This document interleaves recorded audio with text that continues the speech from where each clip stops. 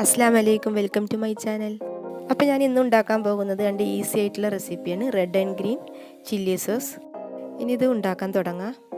ആദ്യമായിട്ട് ഒരു 20 പിരിയൻ മുളക്, ഒരു 7 വെളുത്തുള്ളി എടുക്കുക. പാനിൽ ഏകദേശം ഒരു കപ്പോളം വെള്ളം ഒഴിച്ച് അതിലോട്ട് മുളക് ഇട്ട് കൊടുക്കുക. ഒരു 5 മിനിറ്റോളം അടച്ച് വെച്ചിട്ട് വേവിച്ചെടുക്കുക. ഞാനിവിടെ പിരിയൻ മുളക് എടുത്തുന്നുള്ളൂ, നിങ്ങൾക്ക് വേണമെങ്കിൽ മറ്റേ മുളക് എടുക്കുക. ഇതാകുമ്പോൾ കുറച്ചുകൂടെ ഉണ്ടാക്കി വരുമ്പോൾ നല്ല ഭംഗിയായിരിക്കും, കളർ ഉണ്ടാവും. ഇതുണ്ടാക്കിയിട്ട് ഫ്രിഡ്ജിൽ ഇങ്ങനെ സൂക്ഷിച്ച് വെച്ച് കഴിഞ്ഞാൽ നമുക്ക് പെട്ടെന്ന് ചൈനീസൊക്കെ ഉണ്ടാക്കണം തോന്നിയാൽ നമ്മളെ കയ്യിലുണ്ടാകുമ്പോൾ ഒരു ബുദ്ധിമുട്ടില്ലല്ലോ.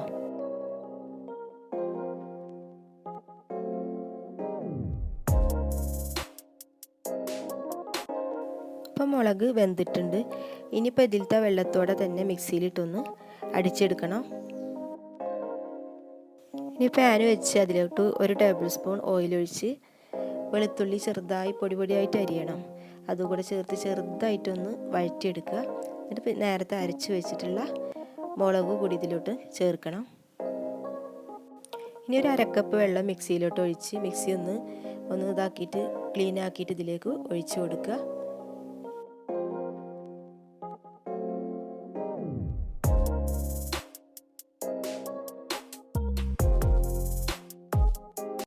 ചെറുതായിട്ട് ഇതിലത്തെ വെള്ളമൊക്കെ വറ്റി വരുമ്പോൾ 3 ടേബിൾ സ്പൂൺ വിനെഗർ ചേർത്ത് കൊടുക്കുക.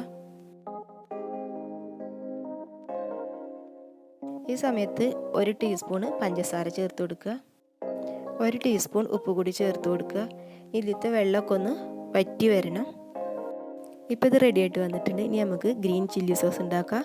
ഇതിന് വേണ്ടി ഞാൻ നല്ല എരിവുള്ള 15 പച്ചമുളക് എടുത്തിട്ടുണ്ട്. ഒരു 7 വെളുത്തുള്ളി, ഒരു കഷ്ണം ഇഞ്ചി, 1/4 ടീസ്പൂൺ ചെറിയ ജീരകം. ഇത് റെഡ് ചില്ലി സോസ് ചെയ്ത പോലെയല്ല, അരച്ചതിന് ശേഷമാണ് പാനിലിട്ട് വറ്റിച്ചെടുക്കുന്നത്.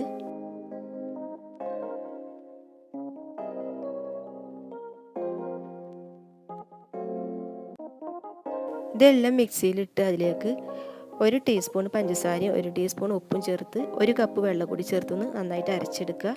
പാനിൽ 1 ടേബിൾ സ്പൂൺ ഓയിൽ ഒഴിച്ച് ഇതിലോട്ട് ഒഴിച്ചെടുക്കുക. പിന്നെ ഇത് അരിച്ചെടുക്കേണ്ട ആവശ്യമൊന്നുമില്ല, നല്ലോണം അരഞ്ഞിട്ടുണ്ട്. ഇനി ഇത് ഏകദേശം ഒരു പകുതിയോളം വറ്റി വരുമ്പോൾ ഇതിലേക്ക് 3 ടേബിൾ സ്പൂൺ വിനെഗർ ചേർത്ത് കൊടുക്കുക.